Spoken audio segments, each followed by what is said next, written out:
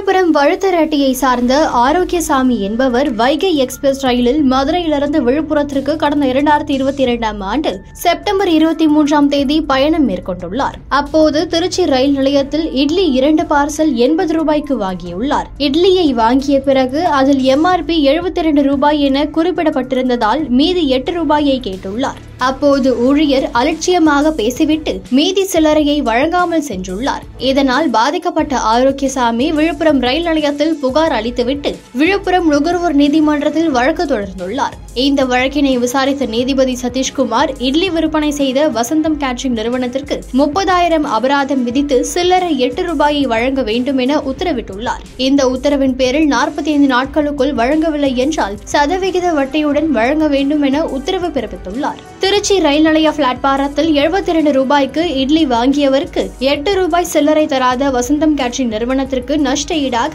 30,000 வழங்க விழுப்புரம் நுகர்வோர் நீதிமன்றம் உத்தரவிட்டுள்ளது.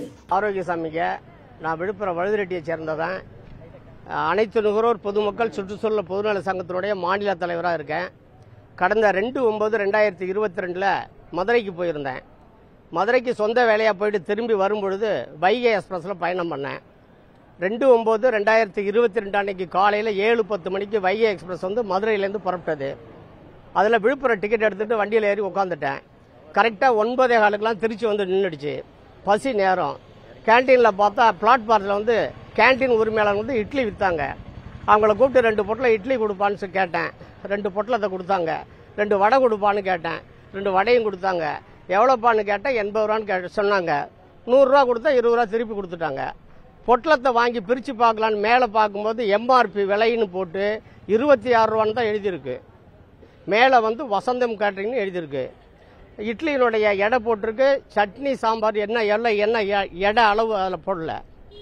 நான் திருப்பி பிரித்து பார்த்துட்டு அந்த ஆளை கூப்பிட்டு என்னப்பா 26 ரூபா போட்டிருக்கு, நீ 30 ரூபான்னு 2 போட்டது என்கிட்ட 8 ரூபா வாங்கிட்ட, நீ அந்த 8 ரூபா எனக்கு திருப்பி கொடுப்பா அப்படின்னு கேட்டேன். ரயில்வே பிளாட்பாரத்தில் கொடுக்க முடியாதுன்ட்டாரு.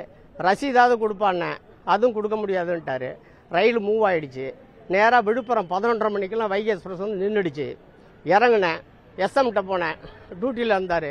ஒரு வெள்ளை பேப்பர் எடுத்து இந்த மாதிரி ரயிலில் பயணம் பண்ணேன், என்கிட்ட 8 ரூபா அதிகமாக வாங்கிட்டாங்க, அந்த 8 ரூபாயை திருப்பி வாங்கி கொடுங்க அப்படின்னு அவர்கிட்ட புகாராக எழுதி கொடுத்துட்டு பக்கத்தில் பாதுகாப்பு படை RPF போலீஸ்காரங்க இருந்தாங்க. அவங்கள்ட்ட ஒரு கம்ப்ளைண்ட்டை கொடுத்துட்டு வந்துட்டேன்.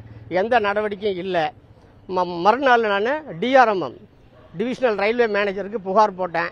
இந்த மாதிரி உங்கள் ரயிலில் பயணம் பண்ணேன், என்கிட்ட 8 ரூபா திருச்சியில் அதிகமாக வாங்கிட்டாங்க, அவங்க யாருன்னு பார்த்து கூப்பிட்டு கேட்டு வாங்கி கொடுத்துருங்கன்னு சொன்னேன். அவர் என்ன பண்ணிட்டாரு, ரயிலில் உங்களை பயணம் தான் பண்ண சொன்ன தவிர உங்களை இட்லி யார் வாங்கி சாப்பிட சொன்னது, ரயில் ஓடலன்னா சொல்லுங்கள், ஷட்டர் ஓடலன்னா சொல்லுங்கள், பாத்ரூம் சுத்தமாக இல்லைன்னா சொல்லுங்கள், இதுதான் நாங்கள் நடவடிக்கை எடுக்க முடியும், இட்லிக்கு காசு வாங்கினா நாங்கள் பொறுப்பு இல்லைன்ட்டாரு.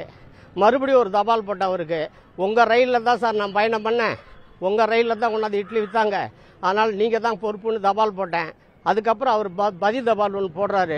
ஆமாம் தம்பி, நீங்கள் உங்களோட தபாலை நாங்கள் விசாரித்தோம், உண்மை இருந்தது, நீங்கள் ஒரு குட் ட்ராவலர், நல்ல பயனாளி, எங்களுக்கு சின்ன தவறு நடந்ததை எடுத்து சொன்னீங்க அப்படின்னு ஒரு பாராட்டு தெரிவிச்சுட்டு நான் அவனுக்கு வந்து 1000 ரூபா ஃபைன் போட்டேன், உங்களுக்கு 8 ரூபா கொடுக்க சொல்லிக்கிறேன் வாங்கிக்கணும்னு சொல்லிட்டாரு. வாயால் சொன்னாரே தவிர நான் சொன்ன புகாருக்கு ரயில்வே 1000 வாங்கிக்கிச்சு, வசந்தம் கேட்டரிங் 8 ரூபா வாங்கிட்டாங்க, எனக்கு காசே கொடுக்கல. இது சம்பந்தமாக தான் விழுப்புரத்தில் நுகர்வோர் நீதிமன்றத்தில் வழக்கறிஞர் கிருஷ்ணகுமார் மூலமாக வழக்கு தாக்கல் பண்ணேன். ரயில்வே சார்பாக முரளி என்றவரும், வசந்தம் கேட்டரிங் சார்பாக சுரேஷ் பாபு என்றும் ஆஜரானாங்க. நீதிபதி வந்து சதீஷ்குமார், உறுப்பினர் வந்து மீரா மொய்தீன் அமலா விசாரித்தாங்க. என்னுடைய புகாரில் உண்மை இருக்குன்னு தெரிஞ்சுக்கிட்டு மன உளைச்சலுக்காக வேண்டி 20,000 அபராதமும் வழக்கு செலவுக்காக 10,000 எனக்கு கொடுக்க வேண்டிய 8 ரூபாயும் வசந்தம் கேட்டரிங் சர்வீஸ் கொடுத்துருன்னு சொல்லி தீர்ப்பு எழுதியிருக்காங்க.